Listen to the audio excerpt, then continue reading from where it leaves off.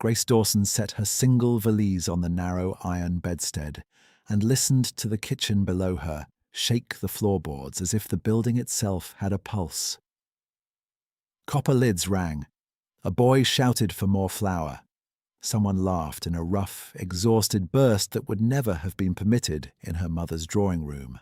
And the scent rising through the cracks was yeast, onions and soot instead of amber oil and roses. She had already left the townhouse, already surrendered the winter season she had been dressed for since childhood, already signed the lodging ledger in a hand that did not tremble until the innkeeper looked away. Consequence had arrived first. Explanation would have to come later.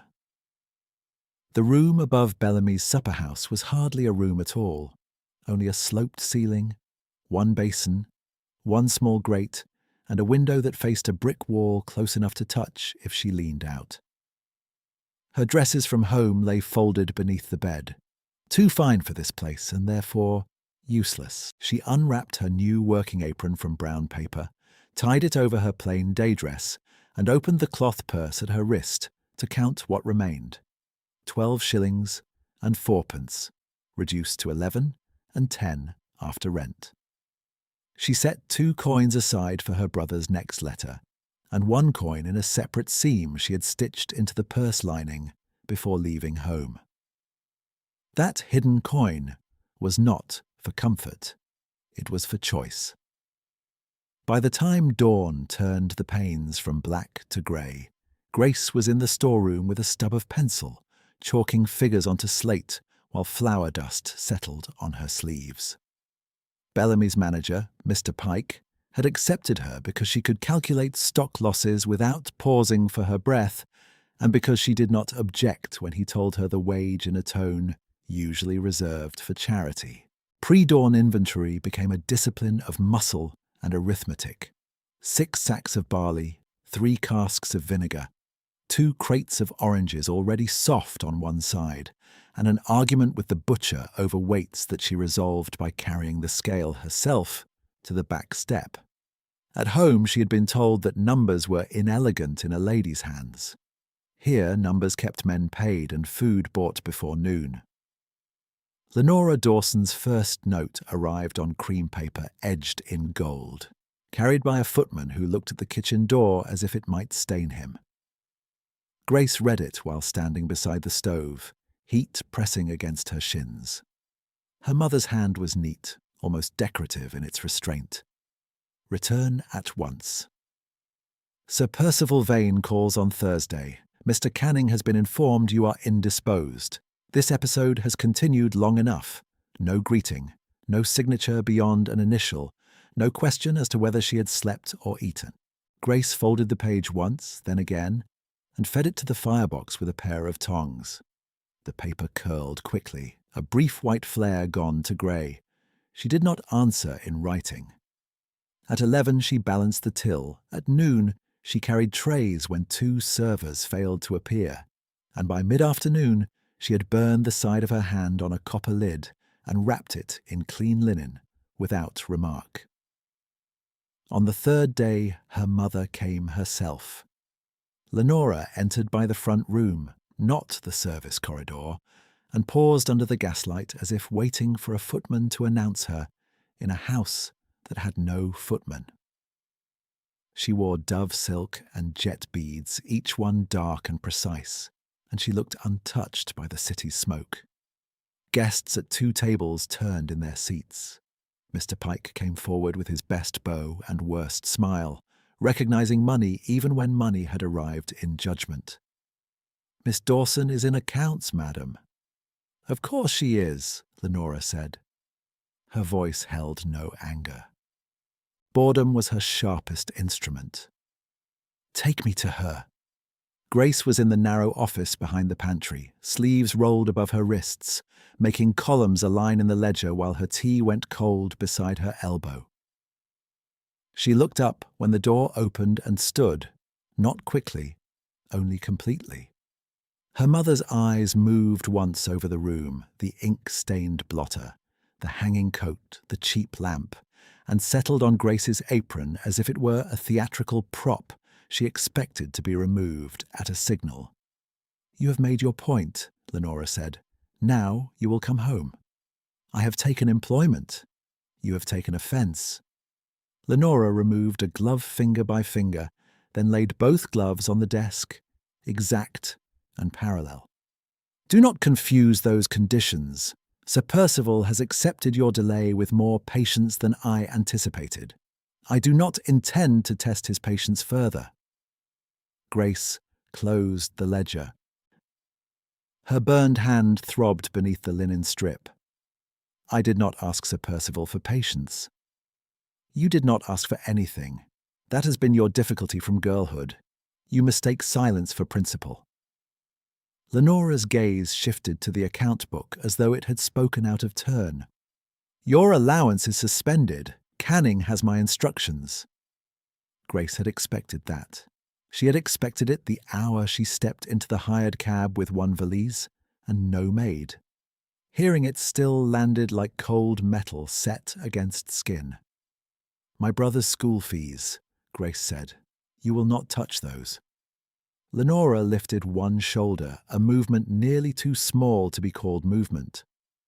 "Thomas attends Harrow by my payment schedule, not yours. As long as you are sensible, that schedule continues." Something tightened beneath Grace's ribs. Not panic, not yet, but a harder thing with edges. She saw Thomas at 12, ink on his cuffs, asking in his last letter whether she still meant to visit in spring. She saw her mother's place settings, the silver measured to the inch, and understood again that Lenora arranged human lives the same way. Polished, aligned, exchangeable. "You may punish me," Grace said. "Leave him outside it." Do not use that word. Punishment implies emotion. Lenora's face did not alter. "This is administration." In the corridor, plates clattered. Someone called for more broth. The house moved around them, indifferent and urgent. Grace set her palm on the ledger cover to steady the pulse in her fingers. "I am not returning." Lenora regarded her for a long moment, and then gave a thin, almost interested smile, as if Grace had provided a mildly novel inconvenience. "You will. Hunger is persuasive, and society has a longer memory than you do." She drew a folded paper from her reticule and placed it on the desk without sliding it toward Grace. "Read the notice after I leave. Your trust disbursement now requires dual signature, mine and Canning's. If you wish to challenge the arrangement, you may do so from this office with your soup invoices." She put her gloves back on. She did not ask whether Grace needed money. She did not ask whether the room upstairs was warm. At the door, she paused only to deliver the final line in the same tone she might have used for a florist's error. "You will marry Sir Percival Vane before Michaelmas. The arrangement is final." When the door closed, Grace remained standing. She did not sit until the sounds of her mother's departure had dissolved into the larger noise of the supper house, and even then she sat only to read the paper Lenora had left behind. It was from Canning and Holt, solicitors, stating in courteous legal language that disbursement from the Dawson Maternal Trust would be contingent upon guardian approval due to temporary incapacity of judgment by the beneficiary. Incapacity. The word stayed on the page like a bruise. She copied the language into the back of her ledger before she let herself breathe fully again. Facts first. Feeling later. Then she returned to the front room because 6 tables had filled in 20 minutes, and one server was crying in the scullery over a broken tray. By the second week of April, Grace could judge the hour by sound alone. Carts at 5, bakers at 6, clerks at 7, theatre girls near midnight with powder on their shawls, and laughter that came out weary but defiant. Her world had narrowed and sharpened at once. She knew the weight of wet linen, the precise bend of Mr. Pike's temper, the point at which fatigue made numbers blur. She also knew that each evening just before the shutters were drawn, a driver in a dark coat brought late crates through the back door with punctual quiet, signed the docket in a hand too controlled for hurry, and left before anyone offered conversation. On a Thursday, when coin ran thin enough that she calculated supper against lamp oil, she watched that driver lift a crate one-handed and pause while a kitchen boy fumbled with the latch. He waited without rebuke. Grey eyes. Steady. Not deferential, not insolent, only attentive in a way that unsettled her because she had become accustomed to being either managed or ignored. Mr. Pike muttered that late deliveries cost more in wages than they were worth. Grace checked the invoice and found a surcharge she had not approved. She crossed it out, wrote the corrected figure, and walked the docket to the back entrance herself. The driver had already turned toward the alley. She called, "Sir." He stopped and came back 3 paces, rain dark at the shoulders, hands roughened by work gloves. Up close he looked older than she had first assumed, not by years but by restraint, as if speech were something he spent carefully. "There is an error," she said, and showed him the docket. "The branch will pay this amount, no more." He read, nodded once, and met her gaze without hurry. "As you wish, Miss Dawson." The use of her name struck her, though she had never given it. Perhaps Mr. Pike had. Perhaps everyone in a small trade learned more than they admitted. Grace handed him the amended sheet and heard, from the front room, a customer asking in a carrying voice whether Bellamy's now hired failed debutantes to keep accounts. Laughter answered him, polished and unkind. Her hand tightened on the doorframe until the wood pressed crescents into her skin. She did not turn toward the sound. She did not offer herself the luxury of shock. She looked back at the driver instead, because he had heard it too, and because she preferred witness to pity. "Good evening, Mr. Reed," she said, choosing formality like armor. His expression did not alter, but something in it settled. "Good evening, Miss Dawson." She closed the door and went in to finish the shift, the amended docket still warm where his fingers had touched the page, Lenora's decree still folded in her apron pocket like a debt she had not agreed to pay. Lenora's decree still folded in her apron pocket like a debt she had not agreed to pay.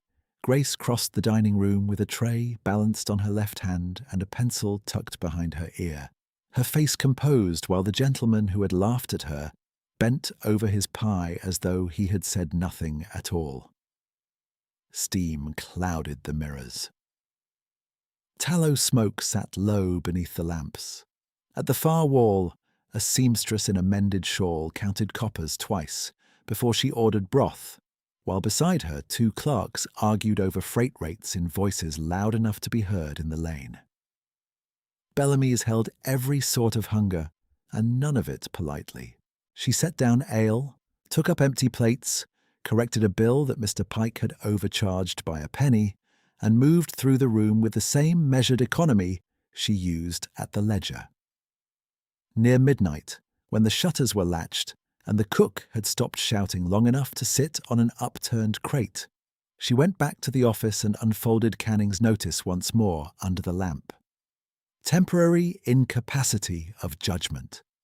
She read the line until the words became shapes and then copied it again into a second notebook she had begun that morning, a narrower one with stiff blue covers that fit inside her valise. If Lenora intended to turn her life into administration, Grace would answer in records. She locked both ledgers in the office drawer, kept the key on a thread around her neck, and climbed to her room with a heel of bread wrapped in paper that had held onions. The bread was dry and the room was cold, but she ate sitting upright by the grate, because lying down before numbers settled in her mind made sleep jagged. When she had finished, she opened her purse and counted by touch. Rent set aside, lamp oil due on Tuesday, laundry not yet paid, and 1 coin slid into the hidden seam with her thumbnail. Choice, she reminded herself. Always 1 coin for choice.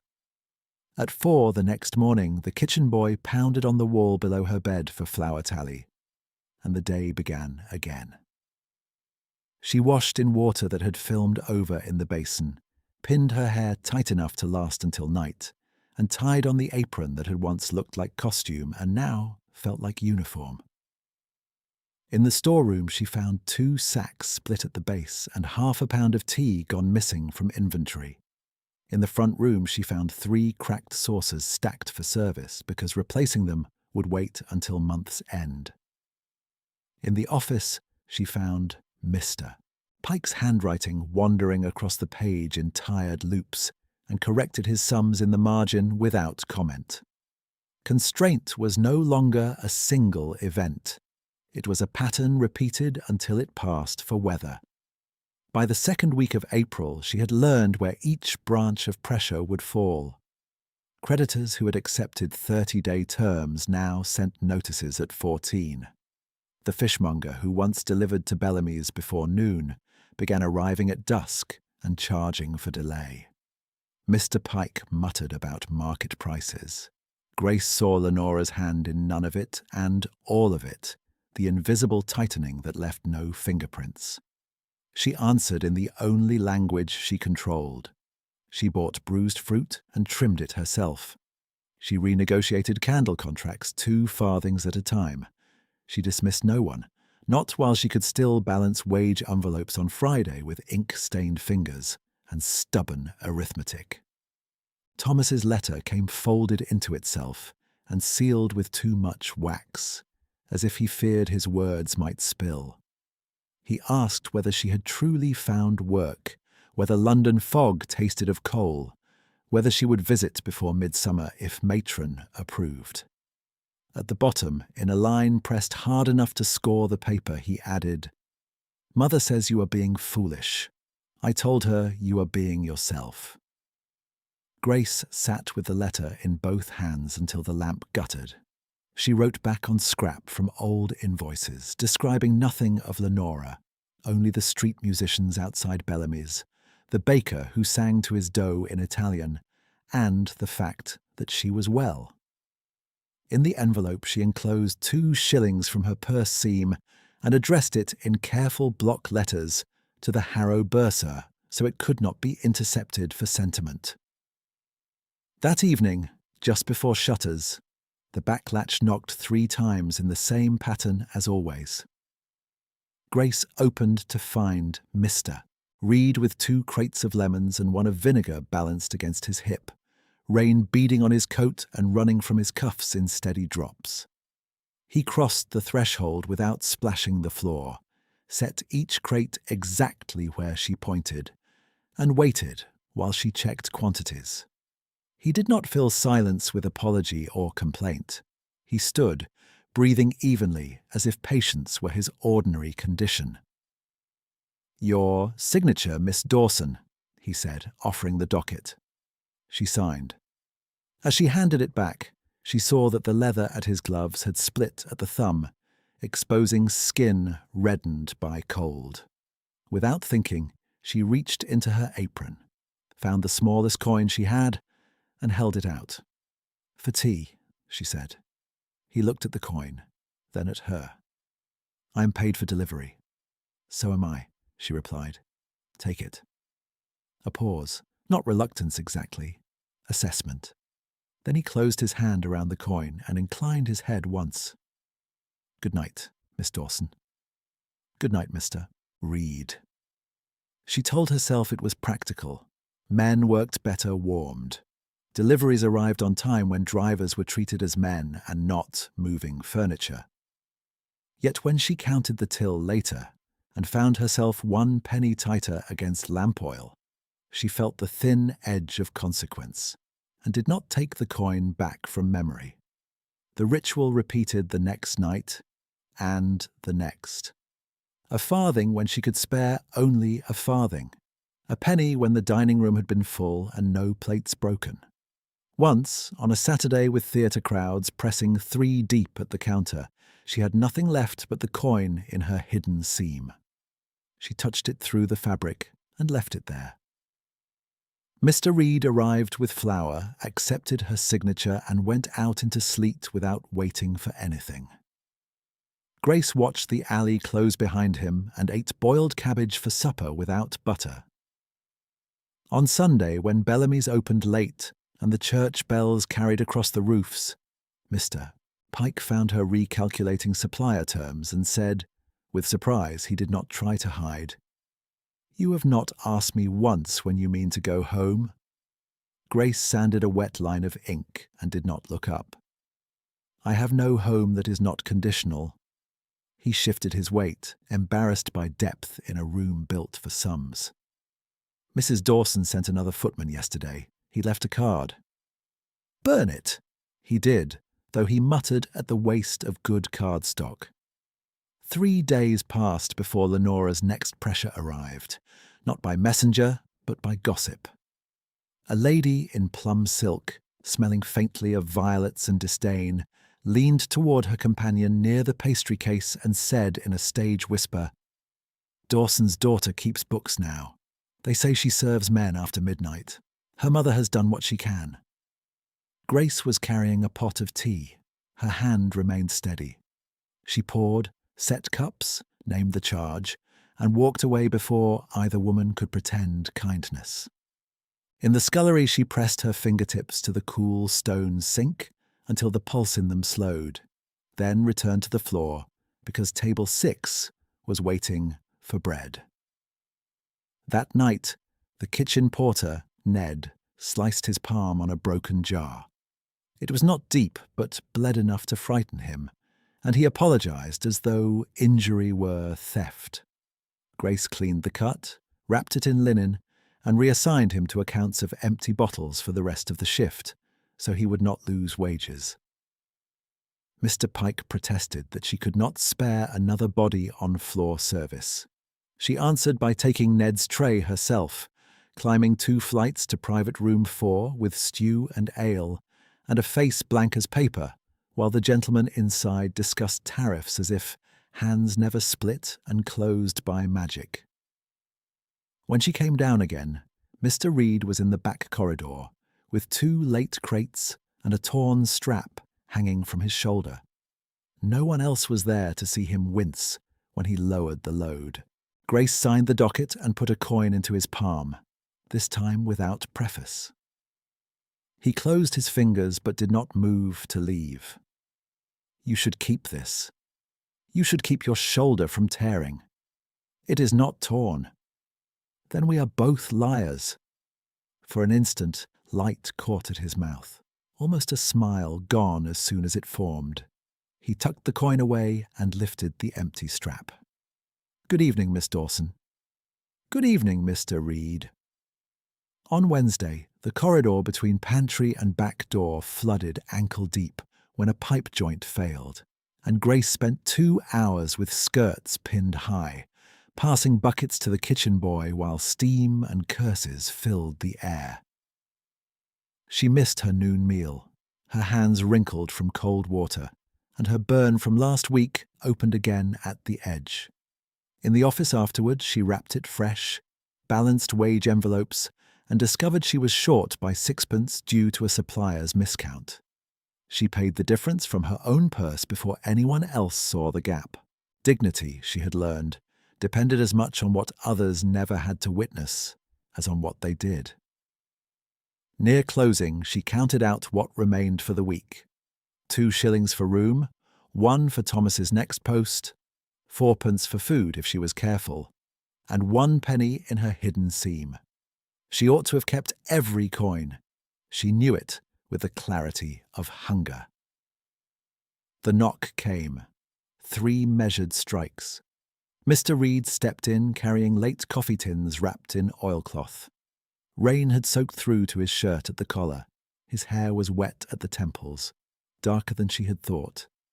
He placed the tins down, waited for her count, and held out the docket. Grace signed and reached into her apron for the penny she had set apart for her own supper. He did not take it. "Miss Dawson," he said, and her name in his voice sounded neither familiar nor formal, only exact. "You cannot afford this." The corridor seemed suddenly too narrow, the lamp too bright on the wet floorboards.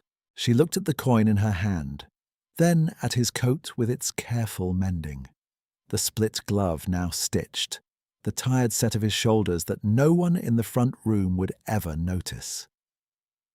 He had seen more than she had offered him permission to see. "Neither can you," she said. He began to answer. She stepped forward one pace and pressed the warm coin into his palm, closing his fingers around it with a firm, practical touch that felt less like charity than contract. For a second, she felt the roughness of his skin against hers and the controlled strength in the hand that had carried crates through rain for men who never thanked him. His grey eyes held hers, steady as ledger lines, and something in that look altered the shape of the corridor without changing a single board. Not gratitude, recognition. "Very well," he said quietly. She nodded once because anything more would have been explanation, and explanation was a luxury she had not purchased. Then she took up the coffee tins and carried them into the pantry, while he lifted the empty crate and stepped back into the alley, the door closing with a soft, final sound behind him. The door's latch had barely settled before Grace realized she was still standing with her hand half raised, as if the shape of his fingers remained in her palm. She looked at the coffee tins instead, at the dark oilcloth shining under the corridor lamp, and carried them to the pantry shelf one by one. Routine first. Always routine first. When she returned, Mr. Pike was squinting at the night's receipts with the expression of a man expecting numbers to betray him. "You are late closing the back," he said. "Late coffee delivery," she answered and moved past him to tie the ledger with twine. He grunted and reached for his coat. "Bolt it firmly. 2 boys were caught lifting crusts from bins on Clerkenwell Road." "I will." He left through the front, muttering over candle costs. Grace banked the stove, checked the till a final time, and gathered the kitchen scraps for the alley barrel. The air outside cut clean through wet cloth. A lamp burned weakly above the service door, making the cobbles look varnished, and halfway down the lane Elias Reed was tightening a frayed strap against his cartwheel. He did not turn at once. He finished the knot, tested it, then looked back over his shoulder as if he had known she was there from the moment the latch moved. "You should not come out alone at this hour," he said. The words were plain, not presumptuous, not soft. Grace held the pail at her side. Someone must empty it. Set it by the step. He straightened, rainwater still dark on his coat. "I will carry it to the barrel."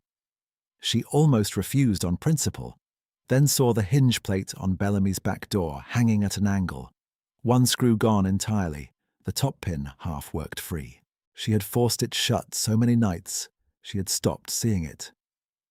"You were right," she said. "The hinge is failing." He walked back, took the pail from her hand without comment, and emptied it before she could decide whether to object. When he returned, he crouched by the jamb, drew a short tool from his pocket and drove a replacement screw into the plate with 3 controlled turns. The motion was practiced, efficient. He wiped his hand on a rag, rose, and tested the door twice. "It will hold until proper repair," he said. Grace looked at the hinge, then at him. "You carry screws for every kitchen in London?" "For the ones that forget to ask." She should have answered with thanks and ended the exchange. Instead, she heard herself say, "Wait." She went back inside, cut the remaining heel of bread in 2, and wrapped one half in clean paper. It was the portion she had meant to keep for her own breakfast, and she knew the cost as clearly as she knew any invoice. She returned and held it out. "For the road, Mr. Reed." His gaze moved from the paper parcel to her face. "You have already paid me tonight." "This is not payment." A pause stretched between them, light as thread and no less tensile. Then he accepted the bread and tucked it into his satchel with the same care she used with wage envelopes. "Then I am obliged," he said. She nodded once. "Good night." "Good night, Miss Dawson." She bolted the repaired door behind him and pressed her fingertips briefly to the new screw head, still warm from his hand. In her room above the kitchen, she drank hot water instead of tea and went to sleep before the grate had fully cooled. At dawn, she woke to the smell of scorched milk and the kitchen maid shouting for more coal. Her stomach protested the missing bread. She ignored it and began inventory with chalk dust on her cuffs. The hinge held. By mid-morning, Bellamy's filled beyond safe pace. 2 porters called in sick, 1 server arrived weeping over an eviction notice, and a supplier delivered bruised pears at full price and swore they had left Covent Garden sound. Grace sorted the least damaged fruit with her own hands and rewrote the menu board to hide the loss. Near dusk, as she stepped into the corridor with a stack of chipped bowls, the back latch knocked 3 measured times. Elias entered carrying flour sacks stamped for another district, heavier than his usual load. He set them down as if they were crates of apples and waited for her tally. "These are not ours," she said after checking the mark. "They were meant for Holborn Street," he replied. "Holborn's driver broke an axle. Bellamy's order would have spoiled if I went on first." "Then Holborn is short." "Not for long." He said no more. She signed the docket and watched him hoist the empty crate, shoulders steady despite the weight. He did not ask for his coin. She gave it. He accepted with a brief inclination of his head and was gone before Mr. Pike came blustering in from the front room about a missing spoon. 3 days later, the pattern repeated with different goods, different weather, the same unhurried precision. By the last days of April, Grace had begun to expect the knock as surely as she expected the evening theatre crowd, and she mistrusted how much that expectation steadied her. Bellamy sent her to Hawthorne's King Street branch on a wet Tuesday to reconcile disputed charges for lamp oil, because the branch clerk had quit and Mr. Pike preferred argument by proxy. The King Street kitchens were larger, cleaner, and colder in spirit, all polished tile and sharp corners. She stood at a side desk with her notebook open while the branch steward insisted Bellamy's had approved a surcharge in March. "We do not pay what we did not sign," Grace said. "You received the goods. We received a different quantity." He gave her the thin smile men reserved for women they expected to tire. "You are very certain for a junior clerk." She turned the page, placed her finger on the copied line, and read the contract language exactly as written. Clause 7 bars, unilateral amendment after dispatch.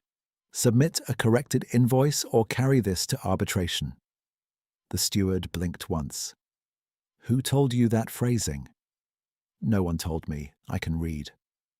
Before he could answer, a voice from the corridor said, "Miss Dawson is correct." Elias stood just inside the doorway with a crate on his shoulder, rein at the hem of his coat. He set the crate down, walked to the desk, and tapped the disputed figure with one gloved finger. "Strike this charge," he said to the steward. "Reissue under standard terms." The steward's posture altered so quickly Grace nearly missed it, chin lowered, eyes averted. "At once, sir." "Sir." The word fell and disappeared as if it had not been spoken, but Grace heard it with perfect clarity. Elias did not acknowledge it. He stepped back, picked up the crate, and nodded to her in formal farewell. "Good day, Miss Dawson." "Good day, Mr. Reed." She left with the corrected invoice folded in her reticule, and the steward's sudden obedience lodged under her ribs like a question she had no time to inspect. A week into May, Bellamy's corridor became a river of bodies at noon and an obstacle course at night. Grace moved through it on aching legs, penciling adjustments, counting ladles, retying apron strings with fingers that had started to crack at the knuckles from soap and heat. On Friday evening, she dropped a sack of lentils when her wrist failed halfway to the shelf. The fabric split, dry grains scattered over wet flagstones. She swore under her breath and crouched to gather what she could salvage. Another pair of hands reached the torn seam first, broad and efficient, scooping lentils into a clean bowl. "You should have called for help," Elias said. "You were not due for another hour." "I came early." He lifted the remaining sacks to the shelf as though they weighed half what they did. No display, no commentary about strain or propriety. When he finished, he took a folded scrap from his pocket and set it beside her ledger. "Supplier on Fleet Street," he said. "Better price on dry goods. 30-day terms if paid by draft." Grace looked at the paper. The handwriting was spare and exact. "How do you know his terms?" I asked. Men like Elias were not meant to ask about credit terms. Men like Elias were not meant to know which suppliers honored draft discounts, or to phrase contract corrections like a solicitor, or to be called sir in another branch. She glanced up, but his expression had already gone neutral. "Thank you," she said. He inclined his head. "Good evening, Miss Dawson." As he turned, his sleeve pulled back enough for her to see a dark cord at his wrist, and, on it, a small signet ring turned inward against the skin, as if hidden by habit. He adjusted the cuff before she could study the crest. The following Monday delivered a different test. A titled customer in pearl grey gloves sent back his supper untouched because the gravy had cooled while he finished a political anecdote. He demanded replacement without charge, then called across the room, loud enough for every table. "Do you train your staff in arithmetic or insolence, Miss Dawson?" Silence spread in a ring. Mr. Pike froze near the counter, calculating loss. Grace set the returned plate down, met the gentleman's gaze, and spoke in a voice neither raised nor meek. "You were served within proper time, Lord Renwick. We will warm the dish, and we will add no charge. If you prefer immediate service, we can prepare cold cuts." His nostrils flared. "I prefer competence." "You are being offered exactly that." 4 words from him, 20 from her, and the room shifted back into motion, as if released from a held breath. He accepted the warmed plate without apology. She turned to the pass, wrote the adjustment herself, and did not look toward the back corridor until the order was moving again. Elias was there waiting for her signature. He had witnessed the exchange, that much was plain. For a second his face remained the same guarded plainness she knew. Then he smiled. It transformed him. The weathered reserve did not vanish, but command moved to the surface like light, crossing metal, unmistakable and quickly contained. The smile was gone, almost as soon as she registered it. "Correct response," he said. She handed him the docket. "To which error?"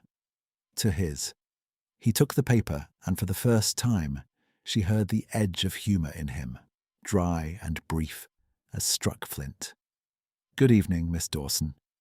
"Good evening, Mr. Reed." That night, long after the last chair had been turned on the tables, Grace copied Fleet Street pricing into her blue notebook, then added a separate line beneath it. King Street steward used Sir to read, signet on cord, knows contract law. She stared at the words until the ink dulled. Questions multiplied faster than coin. She closed the notebook, locked it with the main ledger, and tied the key back around her neck. Survival still demanded motion, not inquiry. Whatever Mr. Reed was, whatever he was not, the flour had to be counted before dawn. Wages had to be ready by Friday, and Thomas's school money had to go out in the Morning Post.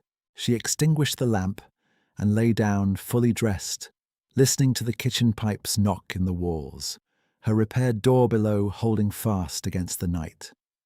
The kitchen pipes knocked through the walls until nearly dawn, and when Grace finally slept, the warmth had gone from the grate, and her hands were curled tight beneath her cheek, as if still counting coin. The pounding on the wall below woke her before first light. Flour tally. Coal receipt. 2 chickens short from yesterday's order, and no note from the butcher.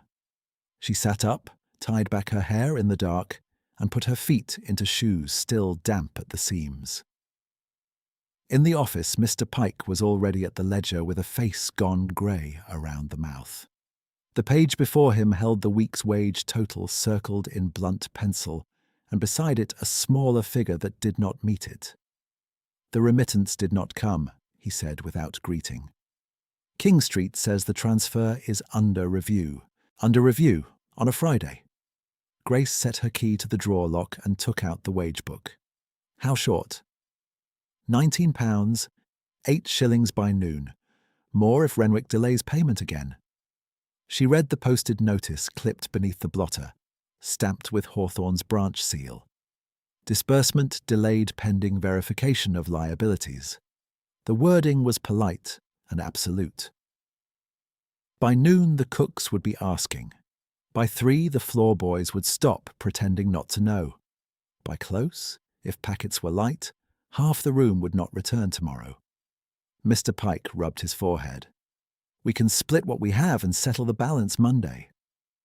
"Monday does not buy bread tonight," Grace said. He gave a helpless lift of both hands and went out to shout for clean aprons, leaving her with the book open and the arithmetic plain as iron bars. She added figures twice in the margin, then a third time to punish hope. The total did not change. At 7:30, Ned hovered in the office doorway with his cap in both hands, and the bandage she had tied on his palm gone dirty at the edge. He was broad-shouldered, usually loud, usually quick with jokes to the dish girls. This morning his voice was nearly formal.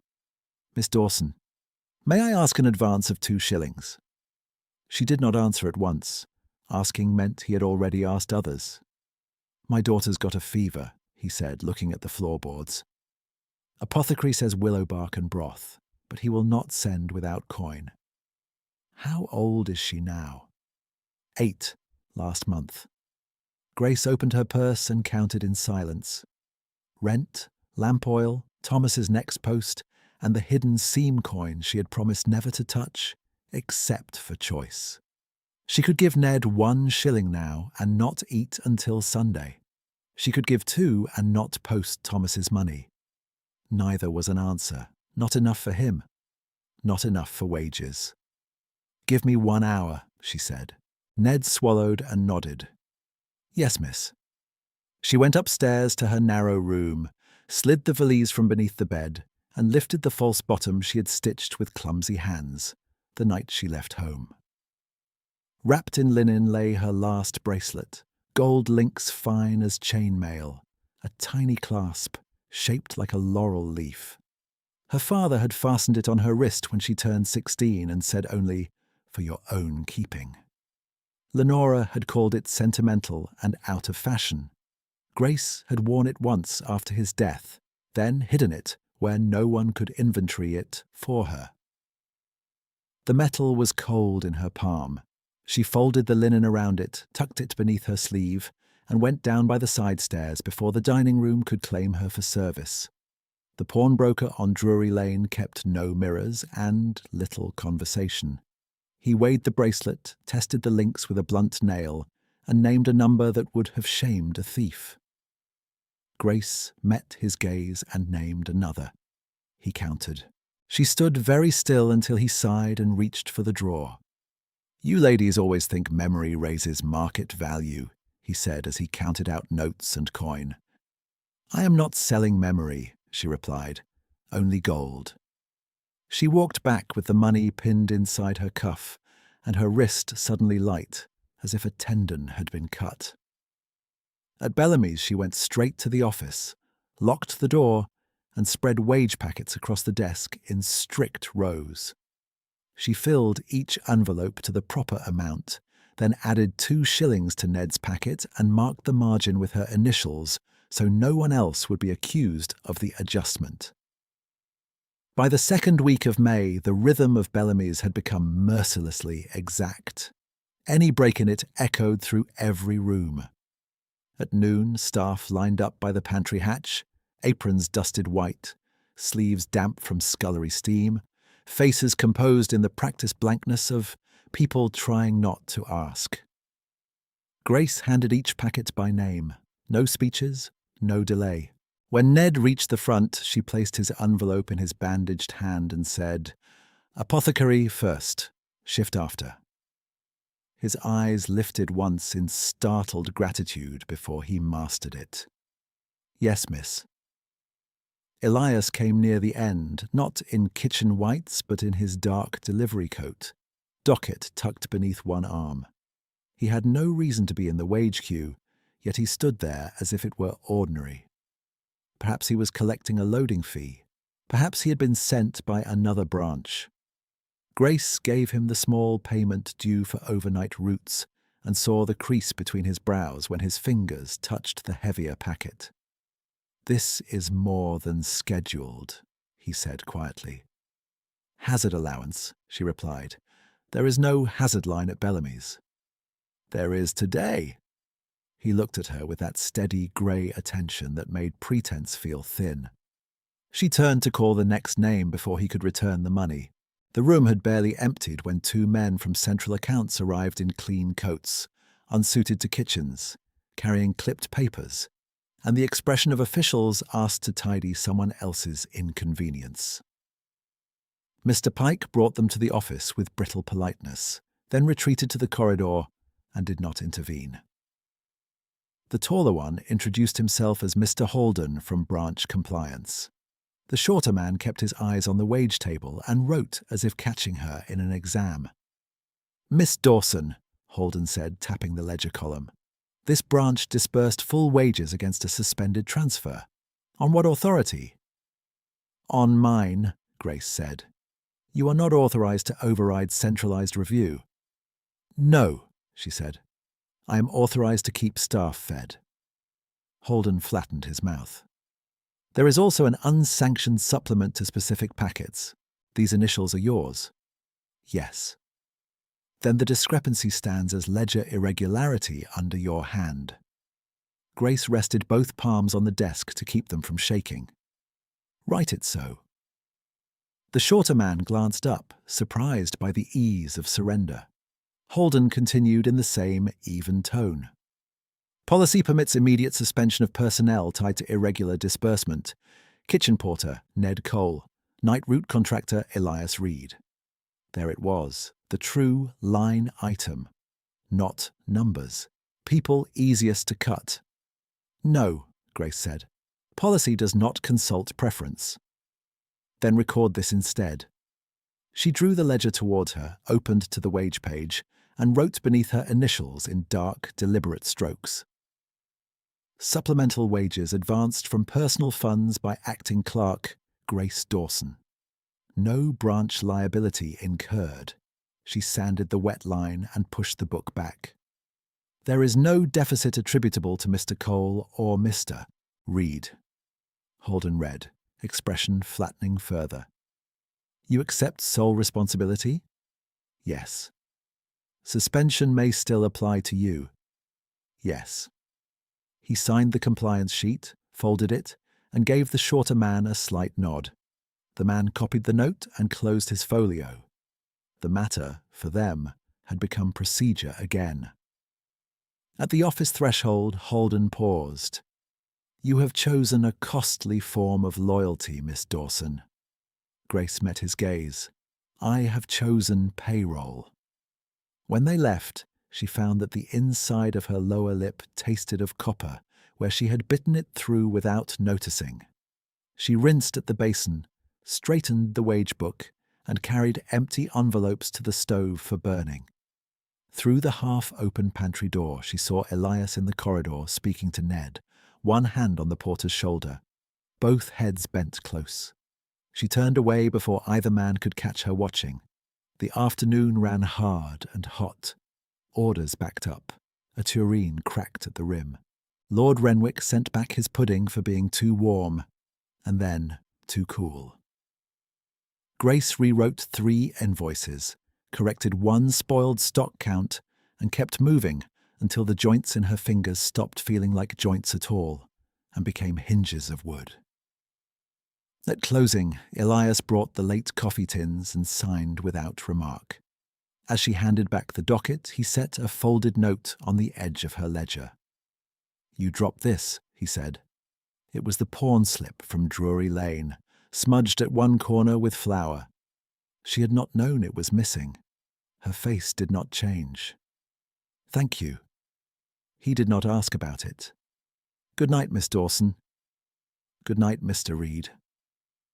After he left, she tore the slip into narrow strips and fed them to the firebox one by one, watching each fragment blacken and vanish. 3 days passed before the summons arrived from King Street. Attendance requested at private dining, accounts review, reimbursement discussion pending. The phrasing suggested resolution. Grace read it once, folded it into her notebook, and asked Mr. Pike for leave during the late afternoon lull. King Street's private corridor was carpeted thick enough to mute footsteps, a luxury Bellamy's would never know. A maid in dark blue took Grace's name and asked her to wait by the side door while the principals concluded luncheon. Through the panelling came the muted clink of crystal and the low drone of voices trained to never rise. Grace held her ledger against her ribs and stood very straight. If reimbursement came through, she could repurchase part of what she had sold, restore the hidden seam coin, send Thomas extra for books. If suspension was to be formalized, she would hear it and answer in ink. Inside the room, a chair scraped. Then Lenora's voice, unmistakable, calm as polished stone. "She is useful only as leverage. Hunger has made her obedient at last." The words entered her like winter water down the spine. For one suspended moment she could not feel her hands at all, though she could see them clasping the ledger hard enough that the leather bowed. A man answered, tone deferential and brisk. "There is another matter, Mrs. Dawson." The delivery driver attached to Bellamy's route submitted a confidential audit tied to your daughter's branch. Mr. Reed's observations include unauthorized wage supplements and external cash substitution. Mr. Reed. Confidential audit. Grace's pulse struck once, heavy and uneven, then began to race so fast that the corridor narrowed at the edges. She had sold her bracelet to hold his route and Ned's place. She had written her own name beneath irregularity so their names would not carry it. All the while he had been observing, recording, delivering neat reports up a chain of rooms where her mother was received as guest. Lenora made a small sound that might have been satisfaction. Good, then she can be managed through procedure if family has failed. The maid at Grace's side shifted, perhaps hearing, perhaps pretending not to. Grace stepped back from the door before she could be announced and turned down the corridor with measured pace, every movement exact, because if she allowed one uncertain step, she might not recover command of her body at all. At the street entrance, she paused with one hand on the brass rail until sensation returned to her fingers in painful pins of heat. She did not cry. The urge rose like a physical convulsion and passed, leaving a hard calm in its place. Carriages rolled by in wet evening light. Someone laughed at a joke she could not hear. London continued, indifferent. She walked back to Bellamy's by side streets, the city's smoke catching in her throat. In the office, she unlocked the ledger drawer, took out the blue notebook, and opened to a fresh page. Her handwriting was smaller than usual. Each letter cut sharp. King Street, private dining, witness, Lenora Dawson present. Statement overheard, re-leverage, hunger, obedience. Report conveyed, Reed submitted confidential audit on Bellamy's disbursement. She underlined the last line once, then closed the book and retied the key around her neck. Below, the kitchen resumed its nightly clatter. Above, her room waited with its cold grate and narrow bed. Between those two floors, Grace sat at the desk until the lamps burned low, one hand flat on the ledger cover, feeling the steady thud of her own pulse return to order. Grace sat until the last kitchen lamp below her door went out, and the building settled into its uneasy midnight silence. And then she rose with the precision of someone answering an alarm no one else had heard. She unlocked the drawer, lifted out the main ledger, the blue notebook, and Canning's notice with its polite accusation of incapacity, and laid them in a neat stack on the desk. Her hand shook once when she reached for the pen. She set the nib to paper anyway. She copied every line that mattered. Transfer held pending liabilities. Wages disbursed in full. Supplemental wages advanced from personal funds. Compliance inquiry opened under branch review. She copied dates, signatures, branch seals, amounts down to the halfpenny. She copied the day Lenora suspended her disbursement and the solicitor's phrasing that reduced a legal woman to a managed object. She copied until the side of her hand darkened with ink and the muscles in her wrist began to burn. When she made an error, she crossed it with one clean line and wrote again. Facts first, feeling later. By the time the church clock on the next street struck 1, she had a packet of account pages folded between 2 oilcloth covers, tied with kitchen twine, and tucked into the inner sleeve of her valise. She added 2 plain dresses, her spare apron, Thomas's latest letter, and the key from Mr. Pike's office. Nothing else. Not the better shoes. Not the ribbon box from her first season. Not the empty linen where the bracelet had once rested. One bag, weight enough to carry quickly, light enough not to negotiate. She stood in the center of the room and looked once at the narrow bed, the basin, the black grate. Rent was paid through Sunday.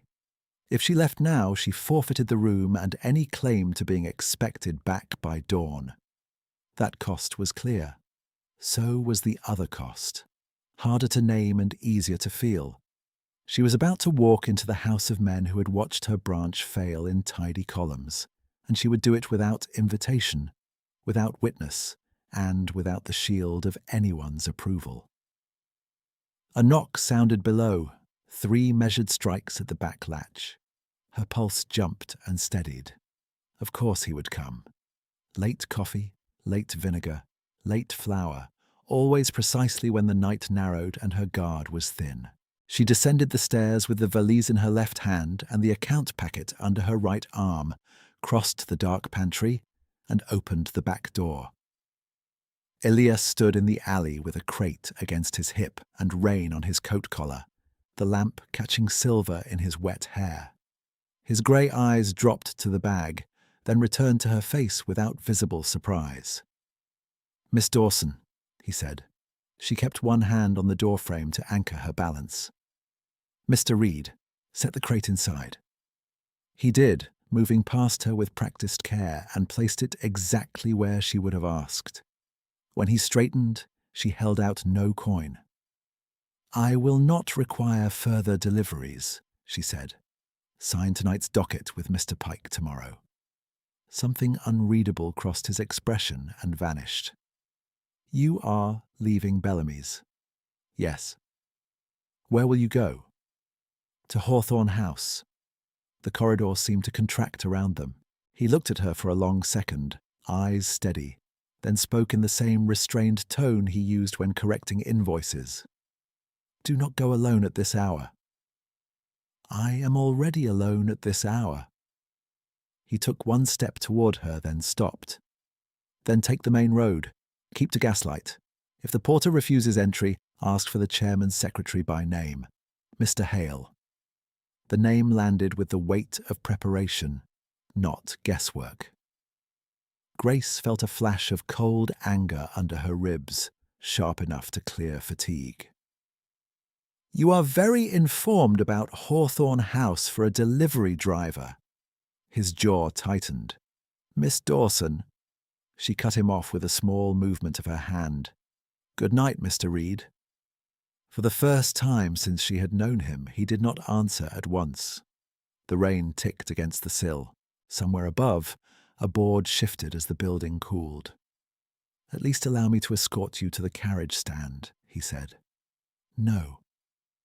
His gaze held hers, and she saw in it not wounded pride, but calculation, as if he were choosing between two forms of interference and finding both unacceptable. At last he inclined his head. "Then go quickly." She closed the door before he could say more, dropped the bolt, and stood with her forehead briefly against the wood. Not tears, nothing so soft. Something harder than grief had settled in her chest hours ago in King Street's corridor. Now it steadied her spine like steel stays. She left her room key and Mr. Pike's key on the office blotter with a 2-line note. Urgent account submission at central office.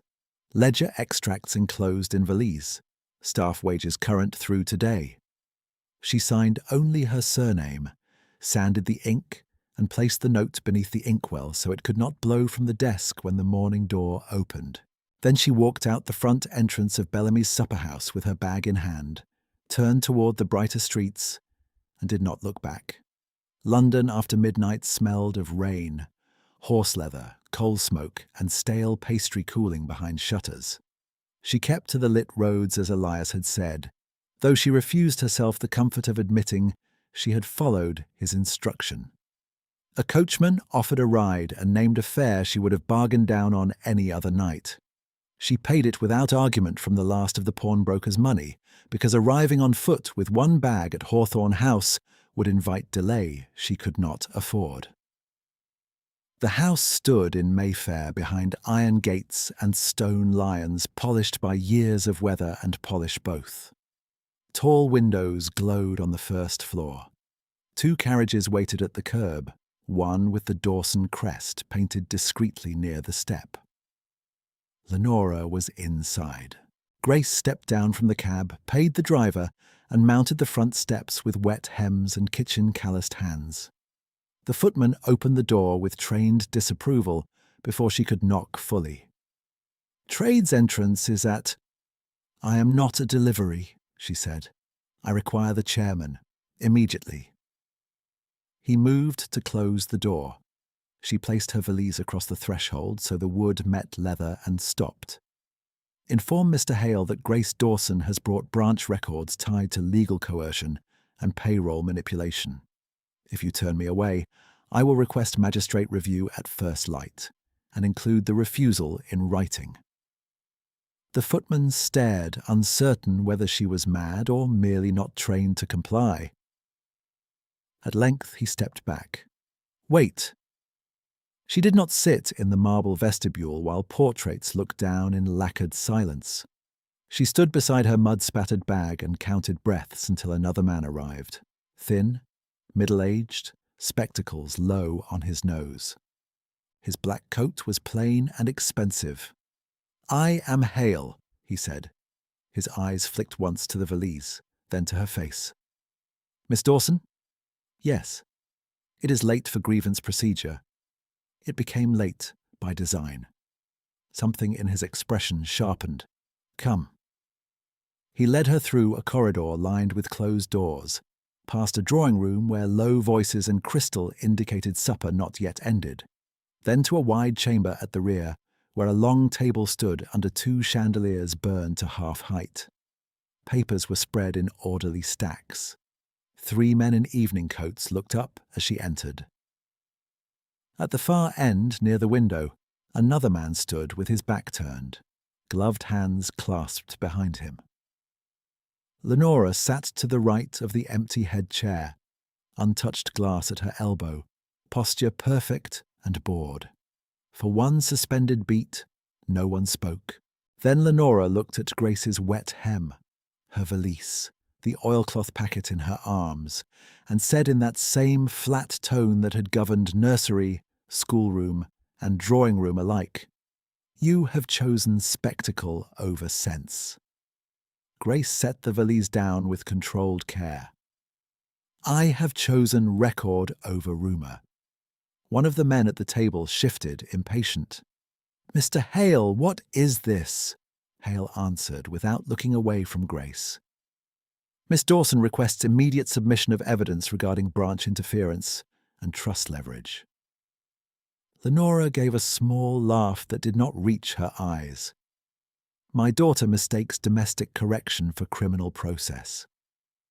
Grace untied the twine around the packet, drew out the copied pages, and placed them on the polished wood one by one.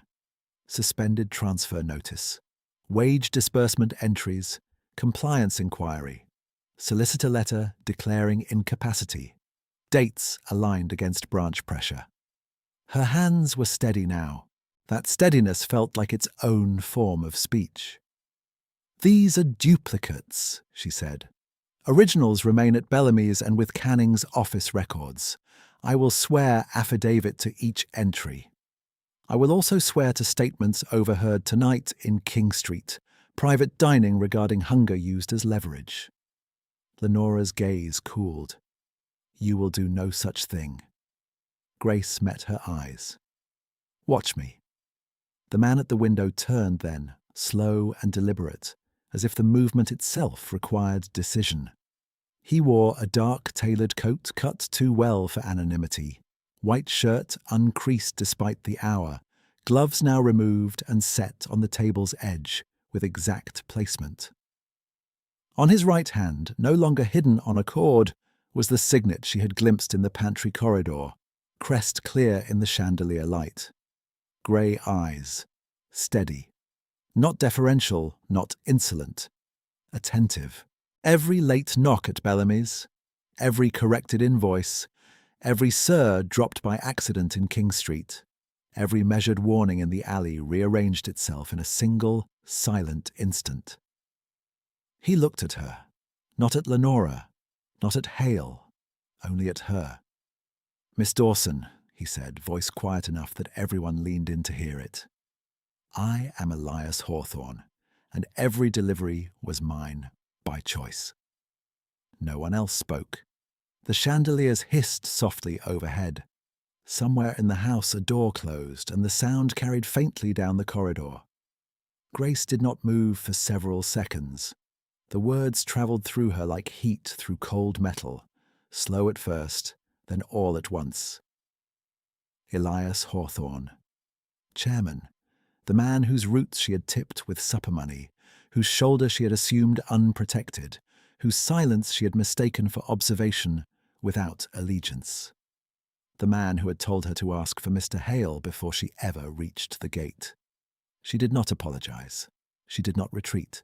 She drew one breath, then another, and lifted the final sheet from her packet, the page where she had taken sole liability for wage supplements, and signed beneath it in dark, deliberate ink. "Then you already know," she said, and laid it in front of him.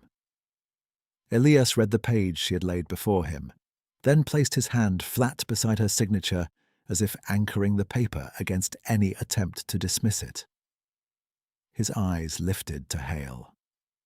"Seal Miss Dawson's packet with tonight's minutes," he said. "Then send a runner to Bellamy's for the original ledgers, and another to Canning and Holt for the trust file and guardianship petition. Mark both requests immediate." Hale nodded once and moved to the side desk, already writing. Lenora did not raise her voice. She never had to. "You are indulging a family quarrel, Mr. Hawthorne." Elias turned toward her at last. "No, Mrs. Dawson, I am correcting an operational breach." One of the men at table, whom Grace recognized now as Holden from compliance, cleared his throat and unfolded a sheet from his folio. His gaze flicked to Grace, then to Elias. "For the record," he said, "my inquiry at Bellamy's found no branch deficit after Miss Dawson's personal advance was entered. Her notation was accurate. I filed no recommendation for dismissal of Mr. Cole or Mr. Reed. Lenora's fingers tightened around her untouched glass. You reported irregularity. I reported that payroll had been protected during a transfer hold, Holden said. The hold itself originated above branch level. The second man, silver-haired and careful, slid a stamped memorandum across the polished table. Transfer suspension order signed by Mr. Canning at the request of Guardian representative. His eyes remained on the page as he spoke. 2 additional supplier reviews were prompted through private correspondence from the same source. Grace could feel the room changing around her, not in noise but in alignment. Facts were moving into place, and they no longer obeyed Lenora's arrangement. What Miss Dawson did not know, Elias said, still in that low, measured tone, was that my audit was commissioned to trace coercive interference against Bellamy's payroll and against her trust access. It was confidential to this office. It was not authorized for social discussion in private dining. He looked to the third man. Name the manager who leaked it. The man swallowed. King Street steward, sir. Dismissal notice will issue tonight. The word sir landed again, this time openly, and with it every strange detail from the past month settled into its true shape. The corrected contract language, the deference in corridors, the signet turned inward, the warning at the gate, the smile that had looked like command, because it was. Lenora stood, slow and perfectly composed. If this is your theatre, I will not stay for the final act. Grace met her eyes. Her hands were still, her voice level. As you wish. 4 words, nothing raised, nothing begged. Lenora looked at her as if searching for a crack she'd always been able to press. Grace gave her none. At the door, Lenora paused, not with remorse, only calculation. You are my daughter, she said. Grace did not soften. I am my own. Lenora left. The latch clicked shut. No one followed. Silence held for a beat. Then Elias gestured to the chair at his right, not the service side table where she had stood. Sit, Miss Dawson. She did. Her Wetham darkened the upholstery. No one commented. By the time the hall clock struck 2, runners had returned. Bellamy's ledgers arrived wrapped in kitchen cloth and tied with twine that Mr. Pike must have recognized from the office drawer. Canning's file came in a locked dispatch case with 2 wax seals. Hale broke them, read quickly, and placed the relevant pages before Elias and Grace both. Temporary incapacity of judgment by the beneficiary. Guardian override activated. Dual signature disbursement. Elias set that page beside Grace's copied version. Accurate transcription, he said quietly. Hale laid down one final document, newly drafted. Emergency petition to suspend Guardian control pending court review, supported by financial coercion evidence and beneficiary testimony. It may be filed at first light. Grace read the first lines, then looked up. I will sign. She signed in a firm hand. Holden signed as witness. The silver-haired director signed for the board. Elias signed last. No flourish, only certainty. When the papers were sanded and sealed, he turned to Hale again. Issue immediate reimbursement to Miss Dawson for personal payroll advances and documented losses tied to the transfer hold, including pledged personal property. Grace blinked once. The bracelet, he inclined his head. If you wish it recovered.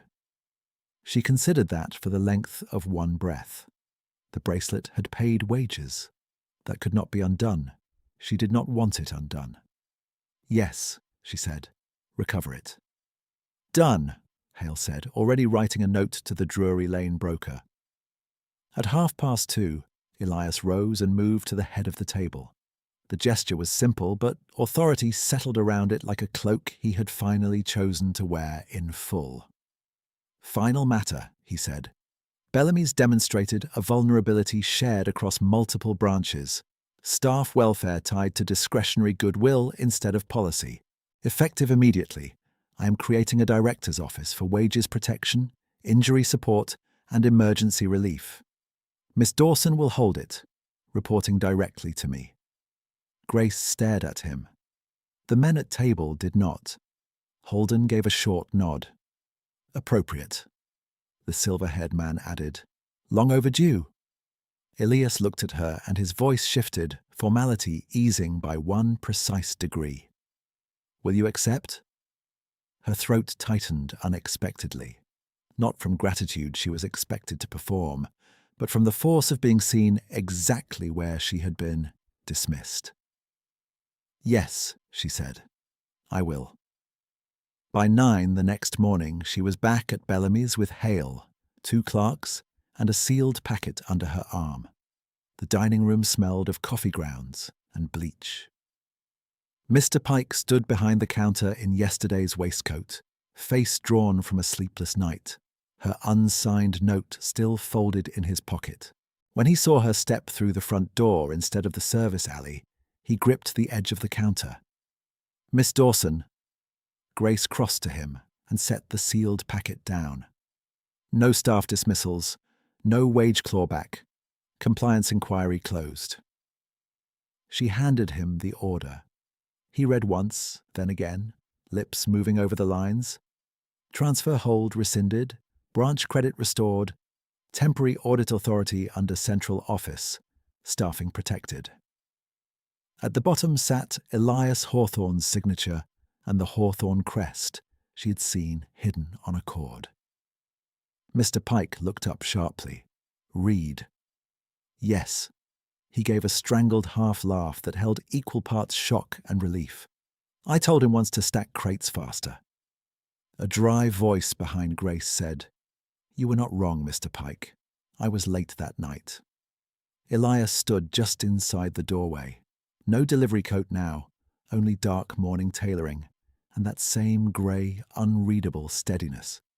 The room stilled. Ned, carrying a bucket, froze in the corridor with his mouth open. Grace watched understanding ripple outward across faces that had never looked directly at the back door driver. No one bowed, no one needed to. They straightened. Ned recovered first. Sir, he said, then glanced at Grace and corrected himself with visible effort. Morning, miss.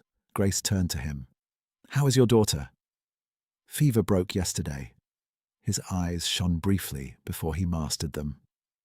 Apothecary says she will be on her feet by week's end. Good. Hale stepped forward with a smaller envelope.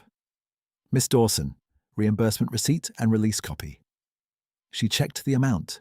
Payroll advances returned in full, plus the cost recorded for the bracelet. Accounted for. Closed. An hour later, she stood again in the Drury Lane pawnbroker's cramped shop, this time with Hale as witness and the release note on the counter. The broker squinted at the paper, muttered about administrative fuss, and brought out the linen-wrapped bracelet from a back drawer. Grace unwrapped it herself. The laurel clasp was intact. She did not put it on immediately. She folded it and placed it in her purse beside the stitched seam where one coin had once meant choice and nothing more. Now, choice had a different weight. 3 evenings later, in the flagship Hawthorne dining rooms on King Street, she entered through the front vestibule under crystal light, not because spectacle was required, but because function had changed. Staff from 6 branches waited around a long table. Stewards, porters, cooks, servers, one laundress still in work sleeves. Grace opened the meeting with wage continuity protocols, injury stipend procedures, and a ledger format any branch clerk could use without permission games. Practical language, clear lines. No one was left to guess where help began. When she finished, she noticed Lord Renwick at a distant table, newly polite over his soup, speaking to a companion in lowered tones. He looked once toward her and looked away first. After the room cleared, She remained by the tall windows, reviewing notes while lamps were trimmed for supper service. Ilias approached without hurry, stopping at a distance that offered choice, not claim. "You changed the route maps," he said. "I changed the emergency chain. Route maps followed." He almost smiled. "Not merely efficient, structural." She closed the ledger. "You tested me." "Yes." "Why?" His answer came without ornament. "Because power attracts performance. I needed to know whether your kindness survived exhaustion and whether your arithmetic survived insult. And you gave away your supper coin. You sold your bracelet to pay staff. You protected men who could not protect themselves. You walked into my house with evidence instead of appeal." His eyes held hers, open now in a way they had never been in the alley corridor. "I was not testing your worth, Grace. I was learning whether I deserved your trust." He had dropped her title. The room seemed very quiet. She set her pen down with deliberate care. "Trust is not granted in a single sentence, Mr. Hawthorne." "No," he said. "It is built in repeated days." A small pause, warm rather than strained. "Then we begin there," she said. He nodded once. "We begin there." Outside the tall windows, carriage lamps moved like slow stars along King Street. Inside, the service doors swung open and shut in steady rhythm, carrying bread, broth, wine, and the ordinary labor that kept the city fed. Grace stood where she had once been treated as an intrusion, ledger under her hand, bracelet in her purse, staff policy signed and sealed, her brother's school funds released by court order that morning, and confirmed in Hale's final dispatch. Nothing theatrical, nothing borrowed, belonging at last, without permission.